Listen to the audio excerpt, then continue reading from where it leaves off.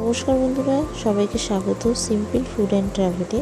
আজকে তৈরি করে দেখাবো ছোলার ডাল, যেটা লুচির সাথে যে কোনো পুজোর দিনে খেতে খুবই ভালো লাগে। ভিডিওটা সম্পূর্ণ দেখার অনুরোধ রইল। চলুন ভিডিওটা শুরু করা যাক। প্রথমে এখানে 100 গ্রাম ছোলার ডাল নিয়েছি। ডালটাকে ভালো করে ধুয়ে পরিষ্কার করে ভিজিয়ে রেখে দেবো সারা রাত। পরের দিন ডালটা প্রেসারে দিয়ে দিলাম, দিয়ে তার মধ্যে পরিমাণ মতন জল দিয়ে দিলাম। জল দিয়ে এর মধ্যে নুন আর হলুদ দিয়ে একটু নাড়াচাড়া করে নিয়ে এটা 5 থেকে 6টা সিটি দিয়ে নাবিয়ে রেখে দিয়েছি।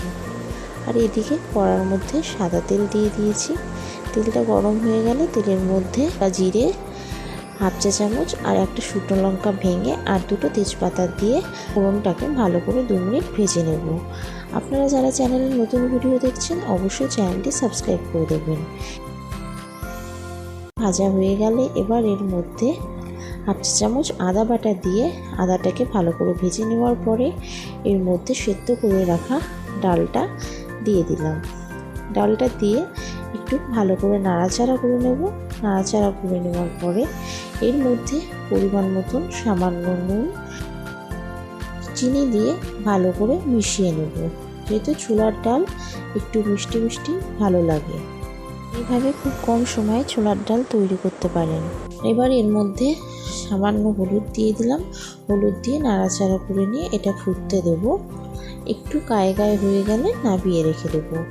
দেখতেই পাচ্ছেন আরও 5 থেকে 6 মিনিট এটা ফুটতে দেব।